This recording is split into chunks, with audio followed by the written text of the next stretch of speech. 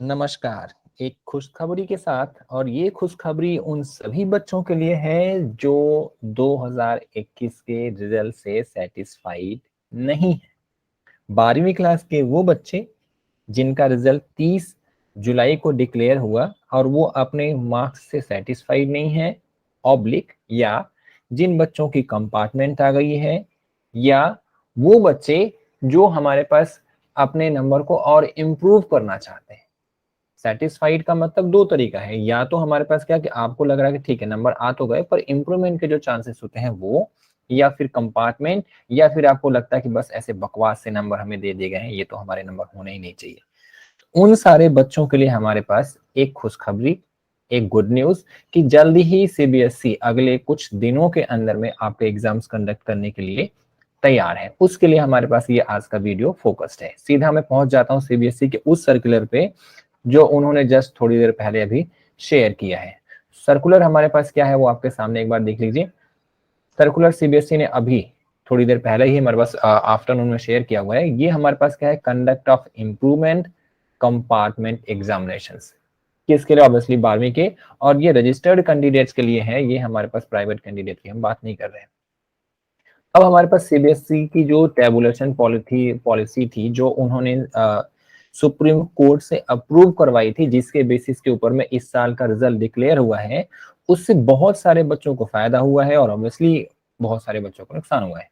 जिसके अंदर से मतलब हो सकता है कि फायदे वाले बच्चे ज्यादा हों, बट नुकसान वाले बच्चे भी हमारे पास कम नहीं है। उनको कहीं ना कहीं किसी हो सकता है पर्टिकुलर सब्जेक्ट में नुकसान होगा या ओवरऑल रिजल्ट में नुकसान होगा, तो उन बच्चों के लिए हमारे पास ये ज्यादा फोकस्ड रहना है। Students who are not satisfied with their marks, obviously बहुत सारे ऐसे हैं, awarded based on the policy of tabulation will be given an opportunity to appear in the examination to be conducted by the board। जो उनकी policies थी उससे अगर आप सेटिस्फाई नहीं थे, आपके नंबर खराब आए, तो ऑब्वियसली आपको मौका मिलेगा। Also after declaration of result, students who are not able to meet the qualifying criteria, और जो कंपार्टमेंट की कैटेगरी में प्लेस किए गए हैं उनके लिए हमारे पास है कुछ प्राइवेट पत्राचार या सेकंड चांस हमारे पास कंपार्टमेंट को जो कैंडिडेट है। जैसे कई बार क्या होता है, कंपार्टमेंट का एग्जाम दिया, क्वालिफाई नहीं कर पाया, तो उनको सेकंड मिलता है, वो हमारे पास एलिजिबल है। और students of class 10th and 12th are given an opportunity to improve their performance only in one subject in compartment examination. जो हमारे पास लास्ट ईयर के कंपार्टमेंट के बच्चे थे जिनका एग्जाम इस साल होना था पर नहीं हो सका, उनके लिए भी हमारे पास ये मौका है। लेकिन एक सावधानी आपको यहाँ पे बरतनी है। बरतनी हमारे पास क्या है कि केवल इतने ही सब्जेक्ट जो आपके सामने ये 19 सब्जेक्ट्स दिख रहे हैं, केवल इन्हीं 19 सब्जेक्ट्स का एग्जाम दोबारा होगा। और इन्हीं के बेसिस के ऊपर में अगर मान लो कि आपके पास इनसे 19 सब्जेक्ट के अलावा कोई सब्जेक्ट है जिसका आप एग्जाम देना चाहते हैं, इंप्लीमेंट चाहते हैं, तो आप उसका एग्जाम नहीं दे पाएंगे। जो आपका बेस्ट होगा उसके हिसाब से ये चीज कंडक्ट कैलकुलेट कर ली जाएगी। ये एग्जाम हमारे पास 16 अगस्त से लेके 15 सितंबर के बीच में कंडक्ट किया जाएगा। डेट शीट सीबीएसई जल्द ही हमारे पास रिलीज करेगी। अब जैसे यहाँ पे देखा, English code, physical, BST, accountancy, chemistry, pol science, biology, economics, sociology, information practices जो नया हमारे पास आ गए हैं, कंप्यूटर साइंस प्रैक्टिसेस, साइंस जो नया वाला है, mathematics, Hindi elective, core, geography, psychology, home science, physics, और हमारे पास क्या है, हिस्ट्री। केवल इतने ही सब्जेक्ट्स के हमारे पास एग्जाम कंडक्ट किए जाएंगे। अगर इसके अलावा आपके पास कोई भी सब्जेक्ट आता है, आप किसी और सब्जेक्ट का एग्जाम इंप्रूव करना चाहते हैं, तो आप इंप्रूवमेंट के लिए एलिजिबल नहीं है। अब हमारे पास इसने बोला है कि कैंडिडेट्स एलिजिबल टू अपीयर कौन कौन से हमारे पास हैं। 2021 के वो कैंडिडेट्स जो अपना पास हैं पर इंप्रूव करना चाहते हैं, या फिर वो बच्चे जो कंपार्टमेंट की कैटेगरी में हैं, वो दोनों के दोनों लोग एलिजिबल हैं। दूसरा हमारा प्राइवेट, पत्राचार और कंपार्टमेंट वाले जो कैंडिडेट्स हैं वो भी एलिजिबल हैं। यहाँ पे कुछ कैटेगरी दे रखी है, ये कैटेगरी आपको बहुत ध्यान से गो थ्रू करनी है। उसका रीजन एग्जैक्टली ये है कि कुछ बच्चों को हमारे पास कंपार्टमेंट की फीस देनी है, कुछ बच्चों को कंपार्टमेंट की फीस नहीं देनी।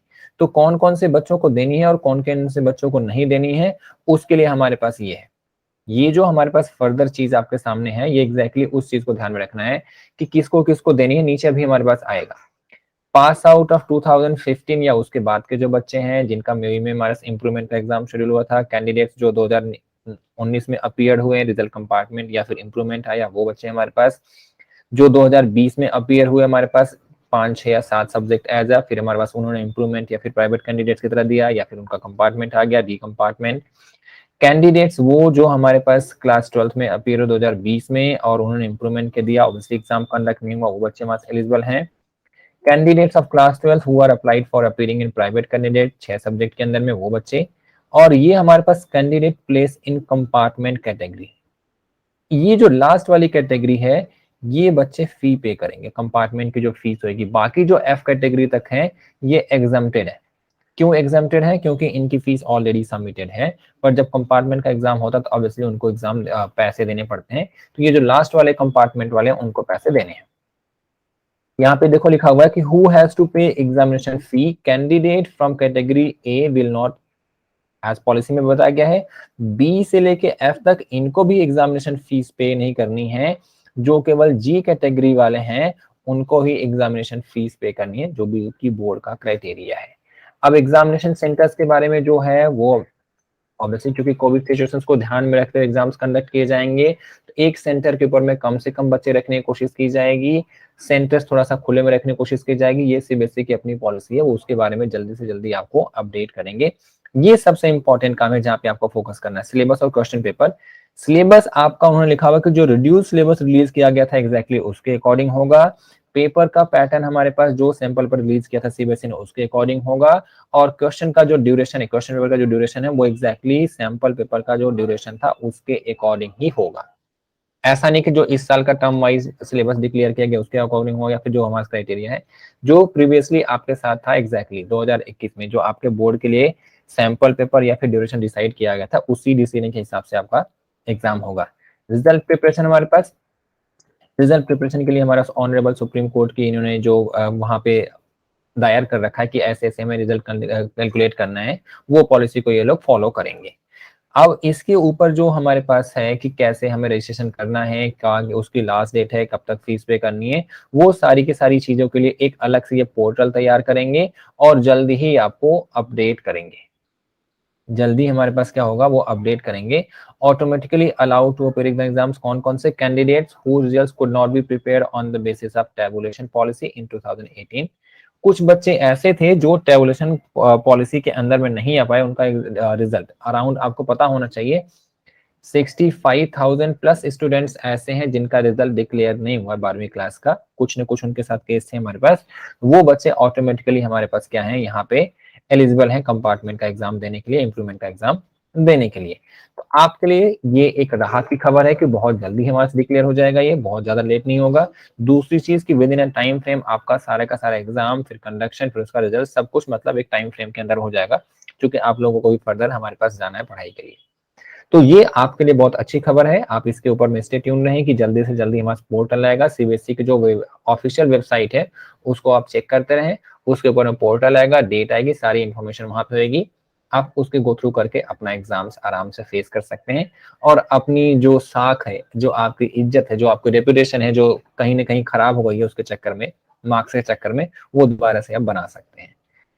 प्लीज कमर कस लीजिए, ये आपके लिए एक अलार्म है। ध्यान रखिए। Take care.